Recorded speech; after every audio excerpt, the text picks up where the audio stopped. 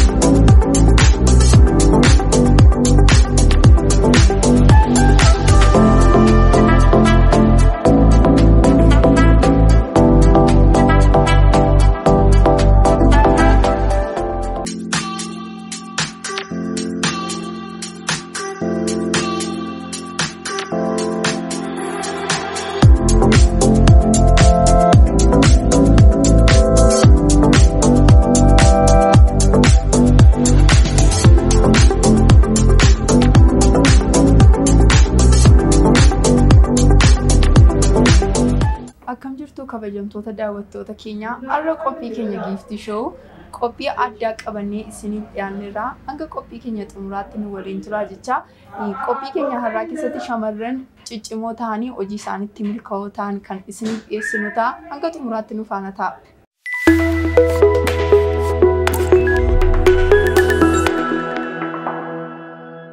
Nu affeertanii akka mana keessanitti hojjennu waan nu affeertaniif galatoomaa jecha. Jalqaba irratti isin lakkuudha baay'ee wal fakkaattu eenyudha maqaan keessanii daawwattoonni akka adda isin baafatanitti jechuudha. Maqaan koo dizaayinar Kooliin Maatiyoosin jedhama. Kan dhalannee guddannee Wallagga Lixaa magaalaa Najjoottidha. Amma immoo hojii dizaayinarummaa irra jirra. Ani immoo Kooliit Maatiyoosin jedhama. Akkuma isheen jettee godina Wallagga Lixaa magaalaa Najjoottidha kan dhalannee. Amma immoo hojii dizaayinii hojjechuu irratti argamna.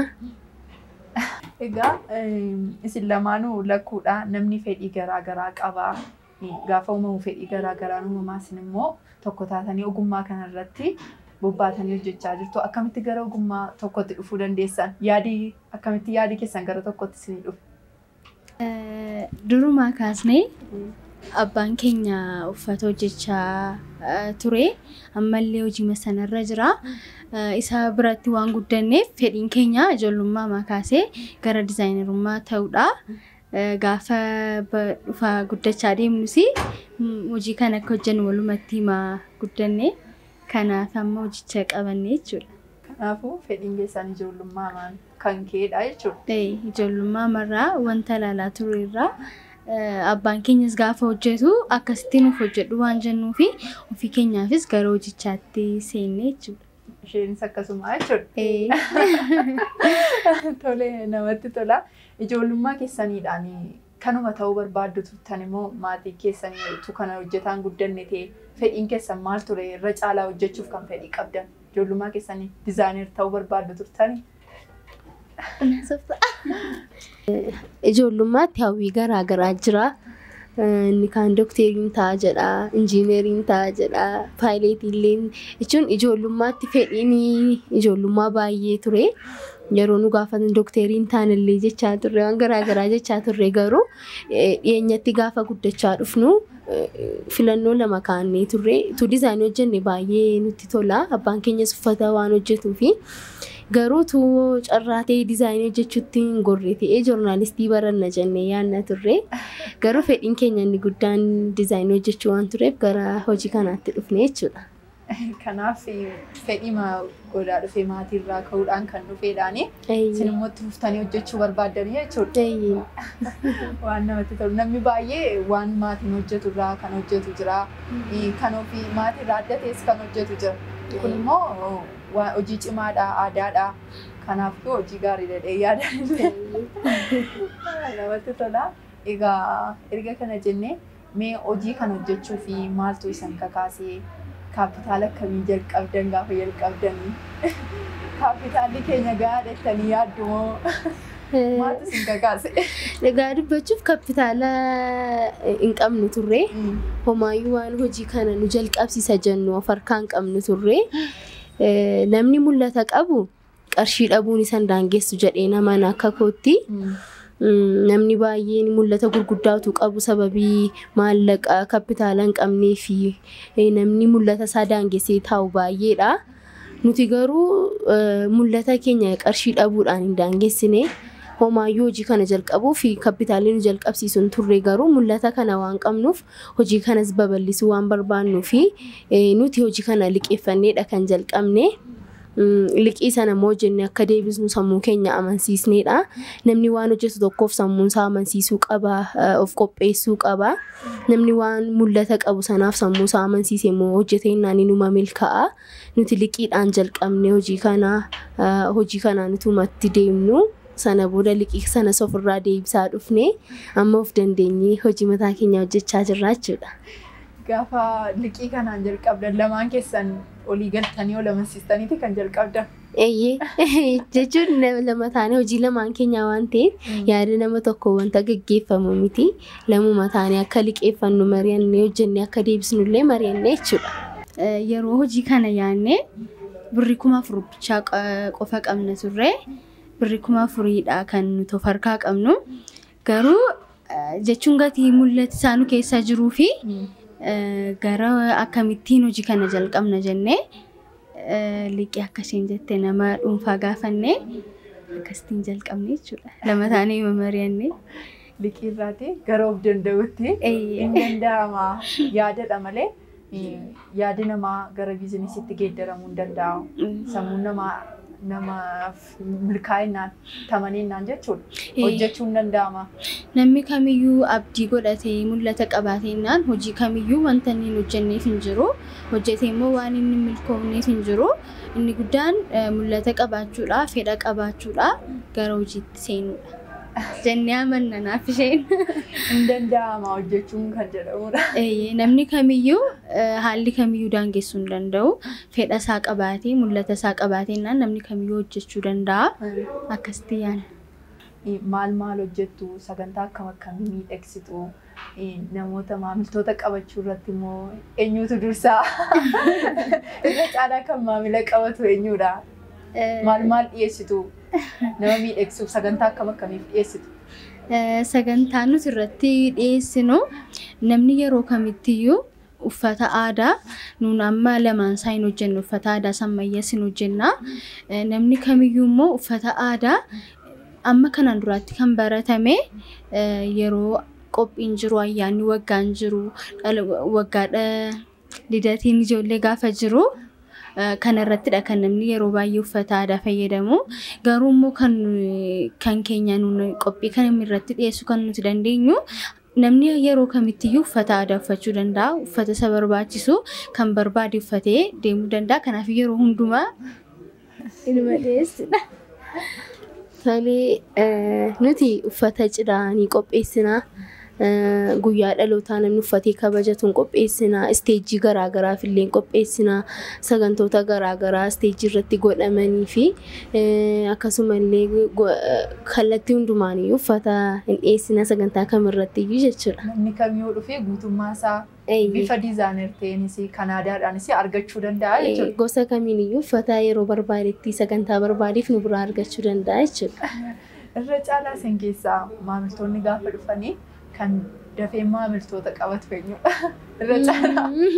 Kana irratti baay'ee soliin caallu garuu ana caalaa isheen baay'ee nama simatti daftee nama wajjin wal barti. Isheetu caala jedhee yaada. Kanaaf ishee. Tolee namatti tola. Egaa jiruu ofii keessatti mudannoon hin jiraata. Jireenyi namaa akkaataa jiru keessatti mudannoo qaba. Mudannoo qabdan keessaa kan wal fakkaatu keessumaayyuu. Egaa mudannoon baay'eedha. Keessattuu sababii lakkuu taanii fi kaastamarii biraallee mudannoo baay'eetu jira. Uffata isheetti kennanii ka'anii guyyaa kan biraa isheen as hin jirtu anaa dhufanii gaafa naa gaafatanii uffata kamiin jedhu akkamitti akkas nu goota sitti himnee kana naan jedhu raana miti lakkuu kootaati jedheen bilbilee ishee gaafadhee akka ishee ta'e Faattimaa sana booddee nu hubatu namoonni immoo mastaatii tol fakkeessee malee nama tokko achi kaa'e malee nama lama miti jedhanii wal falmanillee kan dhufanii nu bira ga'anii adda baafatan jiru. Namni miti immoo rifatee as keessaa ba'ullee jira. Dhufee asitti nama lama akkasitti argee rifatee namni baqatee ba'ellee jira. Mudannoo baay'ee qabna waan itti dabaltu yoo jiraate. Yeroo tokko isheen mana keessa turte ani bakkeedhaan dhufaa kastamariin bakka itti teessu kana taa'anii jiru. Gaafani bakkeedhaan dhufu akkas ilaalanii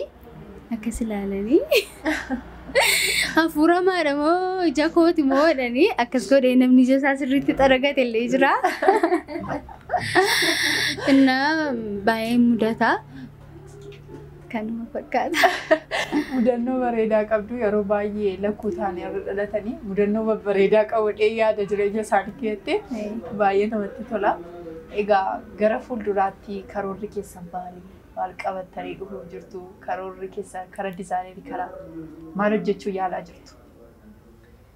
Gaanii asumaan illee uummati keenya nufa baranii akka isaan baranii isa hirmaatan barbaanna. Nuti gara fuulduraatti mana barnootaa dizaayinii afaan Oromoodhaan jalqabaa jirra. Ijoolleen keenya afaan Oromoodhaan waan itti gammadanii baratanii amma ammaatti afaan Oromoodhaan hin jiru barnooti dizaayinii. Nuti garuu afaan Oromoodhaan bannee ijoolleen Oromoos itti gammadanii akka baratanii fi qophiirra jirra. Asumaan illee gaafa jalqabnu dhufanii hirmaatanii akka baratanii dhaamsa keenyadha. Akkasumallee mana ijoollee barsiisan dizaayinerii uffata aadaa hodhuu barsiisan banuuf deemtu jechuudha. Gara fuulduraatti hojii gaarii qabattanii dhufaartu jireenya keessan keessatti hojii kana hojjechuudhaan nama isin kakaasee nama dinqisiifattan yoo qabaattan. Dhugaa dubbachuuf abbaa keenya baay'een dinqisiifadha. Abbaa jabaadha kan qabnu. Jechuun ijoollummaa keenyarraa kaasee hojii makanadha kan inni qabatee ture. Isaanidha kan nuti guddanne manni keenyallee hojii manni qabate sanaanidha kan jiraannu jechuudha. Sana hamilee guddaa nuuf horiiranni nama cimaadha halkanillee taa'ee halkan guutuu gaafa hojjechaa bulu jira. Guyyaa utuu boqonnaan argatiin itti fufee hojjeta. Wantoota nuti itti mannullee ijoollummaa keenyatti akkasitti nu hojjedhu jennee gaafa itti mannullee wanta nuti itti manne sana fakkeessee hojjetee nu agarsiisa. Cimina abbaa keenyarraati fakkeenya guddaa arganneerra. Hamilee kan nuuf ta'e hojii kanatti akka galluuf illee kan nu jajjabeesse abbaa keenyadha. Galatoomechuu barbaanna asumaan abbaa keenyaan. Akkuma isheen jettee namni nuti hojii kanaaf akka nuun hojjennuu fi moodela nuuf ta'e abbaa keenyadha. Kara kanas jaallannaa galatoomii nu keessaa iddoo guddaa qabda jennaani. Jechuun ijoollummaa maakaasnee mul'ata keenya kanatti akka jabaannu kan nu godhe isadha. Gaafa nuun fakkii kaasnee wayyaasa kan inni turra bareechee kaase jennetti agarsiisnu lamaan saayyuun bareeda garuu kana utuu gootanii nuun jedha ture. Dhugaa jabaadhaa nuun jedha. Keessattuu gaafa barumsa kana jalqabne akka nuun baay'ee madafne hojii kanatti seennu kan nu godhe illee isadha. Baay'ee hojii isaa nama jaallatudha, hojii isaa nama kabajudha. Nunillee akka nuun kastaamaroota keenya kabajnee haala gaariidhaan hojii kanatti fufnu kan nu gargaare isadha. Kanaaf isadha kan nama dinqisiifannu nuti lamaan keenyayyuu. Abbaa keessanii jechuudha. Fakkeenya ta'uudhaan namni asiisingi abbaa keessanii jechuudha. Dhugaa dubbachuu fi umurii kanarra ta'ee gara waggaa 30 oliidha erga hojicha jalqabe inni. Ammayyuu naayyuu uffata keessa buleefaa hojjeta. Kastamaroota isaa baay'ee kabajaa yerootti baasaa fi isatu moodela nuuf ta'e. Abbaa gaarii qabdu jechuudha namatti tola. Egaa dizaayinerii hojjettan keessatti namni bor dhufee waan addaa nan argadhee wanta yaadu keessaa hojii keessan maaltu adda godhaanii? Hojii keenya kan adda godhu nuti dizaayinii mataa keenyaadha kan hojjennu. Ofii keenya kaasnee kalaroota filannee hojjannaa kalaroota filannullee namni dhufee kastamariin nu biratti hojjetatu suni bifi isaa maal fakkaata uffata gosa kamturraa bareeda jennee yaannidha kan hojjennu kalarii nuti filannullee kalarii barataman miti baay'een isaanii kalarii haaraadha kan nuti filannee hojjennu amma kanatti warrootan beekamne jechuudha kastamariin keenyas fagoodha gaafa dhufu kalarii isin filattanii hojjettanii qulqullina hojii keessanillee jedhu yeroo baay'ee komiin ka'u karaa dizaayineroota biraan warra uffata hojjetan biraa kan ka'ullee qulqullina hojiitii finishingii bareechuu kanarratti illee nuti bareechine hojjenna kalarii nuti filannee hojjennullee addadha isa kana laalee kastamariin keenyatti gammadee hojjetata jennee yaanna. Egaa achumaanii hojii dizaayinerii hojjettan kanatti milkoomne irraa ettanii yaaddu? Amma hojjettan kanatti maaliif ofii keessanii isin hodhitu sababiteef namoota addaarraallee kun adda isin gochuu danda'a. Fedhii keessaniidhaan hojjetu sababiteef kanatti milkoomne irrattanii yaaddu? Dhugaa dubbachuuf amma yaanneen olitti milkoofne kan nuti milkoofne jechuun waggaa tokko keessattidha kastamarii baay'ee arganne sooshaal miidiyaadhaan illee uummati baay'ee nu baree uffata baay'ee nu biratti hojjetata. Dizaayinii haaraa hojjennutti illee namni gammadee fudhata sanaan baay'ee milkoofneerra sagantaa garaagaraa irratti uffatoota nuti dhiyeessinu illee namni akkaataa addaatti ilaalee itti gammada guyyaa irreechaafaatti uffatoonni dhiyaatan nu biraa namni dizaayinii haaraa baay'ee gammadeedha kan uffatu baay'ee milkoofneerra jennee yaanna kana caalaatti waaqayyo nu gargaara nuti isin hojjenna jennee yaanna. Shamarran biroo waanan godhe kun hin barsiisaa waanan dubbadhu kun jettanii waa yaadda yoo qabaattan dhaamsa keessan gamanumaan nu dabarsaa. Tole shamarroonni kam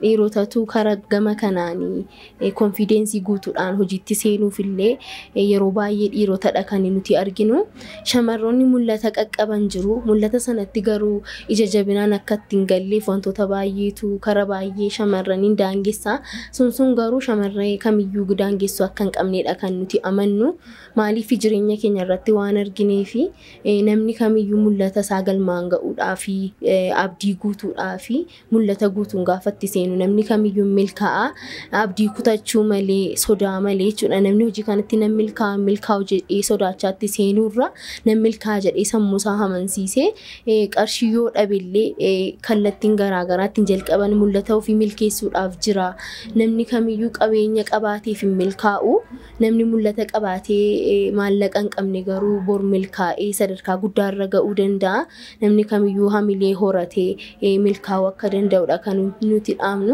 isheen waan itti dabaltu yoo jiraate namni kamiyyuu milkaa'uu danda'a namni namuma ta'uunsaa iyyuu waan tokkodha sammuu yaadu erga qabaatee namni sammuu hojjetu qaba namni qabu kamiyyuu murtoodhaan hojiitti seenuu qaba kanaaf ijoolleen durbaa hojii kamittiyyuu sammuu keessan amansiistanii hojii fedha keessanii mul'ata keessan bira akka geessan isiniin jenna jabaadhaa jechuu barbaanna.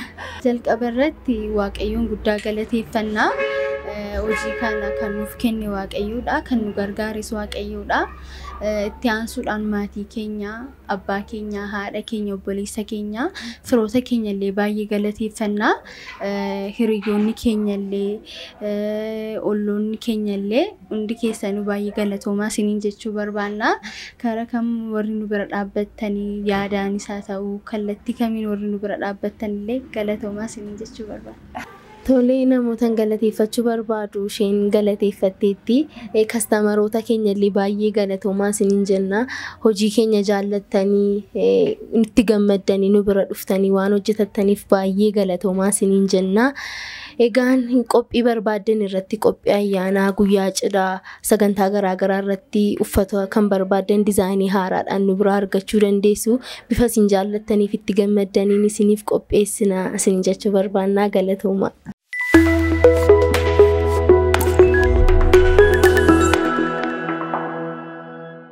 Egaa daawwattoota keenya har'a mana dizaayinerii Quality Winsitti argamne isin keessatti shamarran kanarraa waan guddaa barantu jennee yaanna shamarran biroo mana keessan teessanii ilaaltan illee qophii kanarraa waan guddaa barattu namni tokko milkaa'uu akkamitti akka danda'u birrii isa daangessuu akka hin dandeenye yaadaan illee milkaa'uu akka danda'u gamanumaan dhaamsa isaanii kan dabarsan turanii egaa qophii garaagaraadhaaf yoo barbaadan kottaa fayyadamaa isiniin jenna dizaayinerii bareedaa hodhuu hanammayyaas anaadaas kan ta'een hodhuu kanaaf asitti argamtanii akkasiin fayyadamtan gamanumaan dhaamsa keenya dabarfannaa ani qopheessuudhaan Abaaboo Yoseef gama ogummaa kaameraan dabalaa Tolasaa isin waliin turre hanga torbee qophii biraa qabannee isin itti deebinutti nagaan tura.